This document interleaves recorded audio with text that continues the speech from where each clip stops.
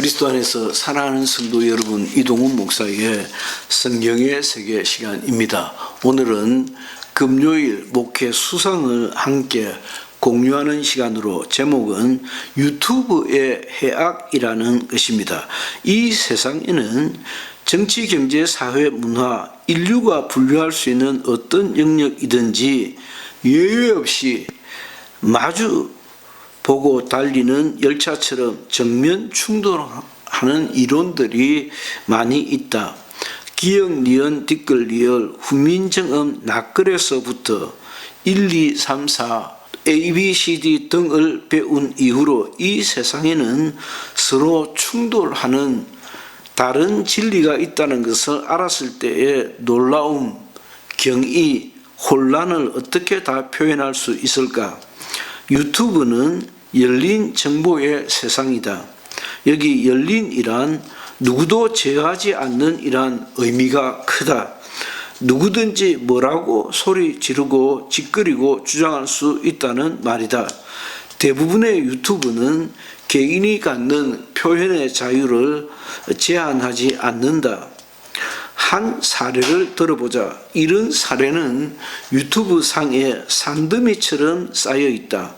한 미국의 의사 면허를 가진 내과의가 있었다.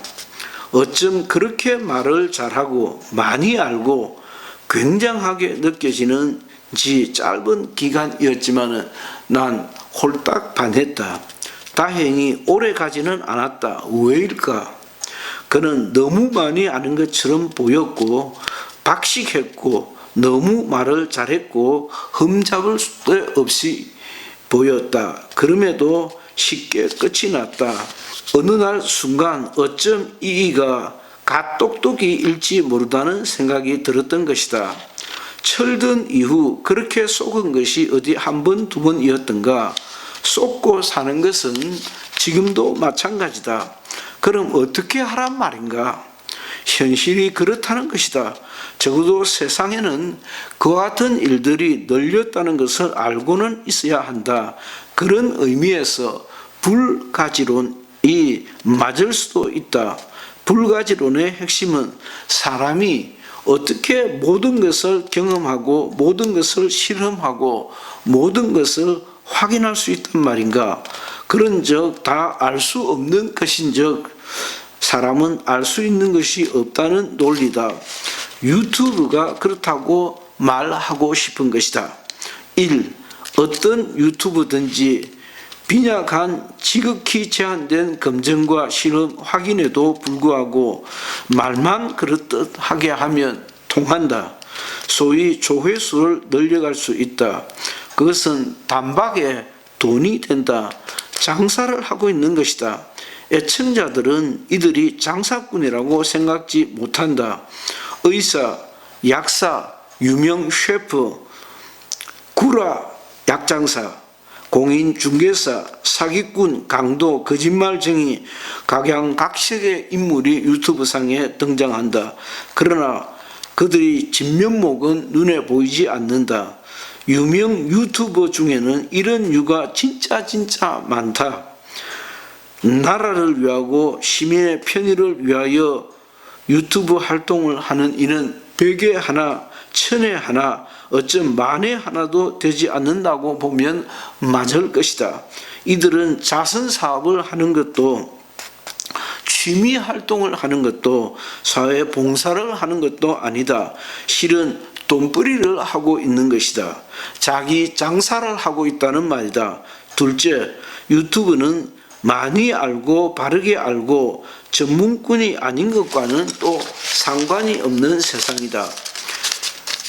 내가 즐겨 찾는 채널이 얼마나 높은 지식과 정보인지 숨긴 채 굉장인 것처럼 말하고 있는 것을 얼마든지 쉽게 만날 수 있다. 심지어 유튜브 자신도 모르는 경우도 많이 있다. 자기가 제대로 알고 있다면 그렇게 엉터리로는 할 수 없다. 깊이 알거나 비교 분석할 수 있는 능력도 시간도 자세도 갖추지 않은 채 마구잡이로 떠들어대는 것이다.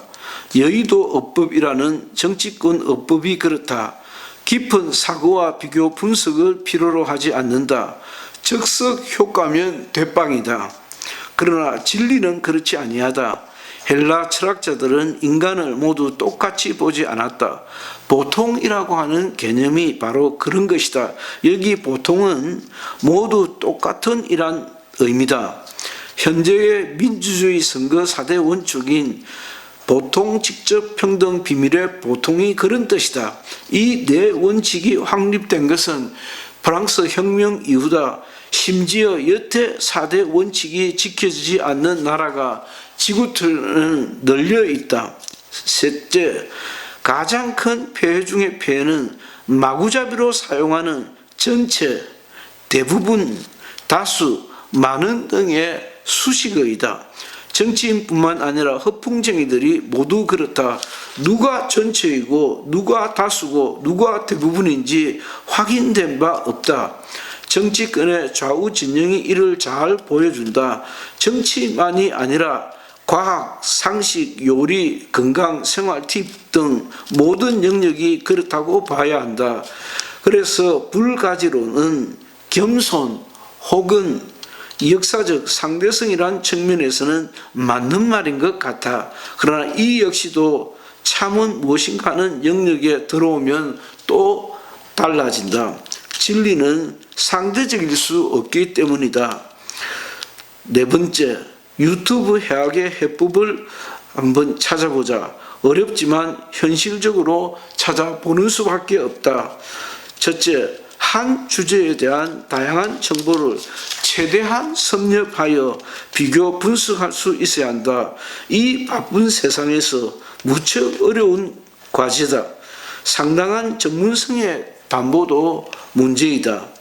둘째, 객관성을 유지하기 위해 지나친 똥꼬집, 다친 마음을 버려야 한다. 신앙을 포함하여 학문, 진리, 정보에 대하여 열린 자세가 반드시 필요하다. 그렇지 않으면 사기꾼 만나기 쉽고 패가 망신, 몸과 영혼을 망친다. 셋째, 진리를 알고 싶은 만큼 더 많이 열려 있어야 하나 역시나 어려운 문제라 아니할 수 없다. 한심하고 걱정스러운 주변의 사람들이 많이 있다. 잘못된 지식에 명종하고 몰려 있음을 인정하지 않으려 한다.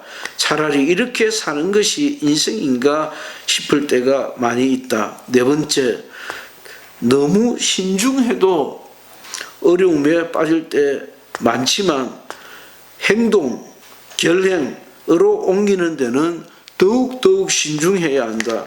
자칫 잘못된 정보로 건강을 상고 영혼을 상고 배가 망신당할 확률이 엄청 높아져 간다. 기실인즉 난 유튜브 애찬론자에 가깝다. 그러나 유튜브에는 극복해야 할 문제들이 너무도 많다. 정말 유튜브는 극복하기 어려운 해악들이 널려 있다는 것을 알아야 한다. 글 이동훈 목사의 성경의 세계 시간이었습니다. 오늘은 우리가 참 즐겁게 사용하는 유튜브의 해악에 대해서 살펴보았습니다. 경청해 주셔서 감사합니다.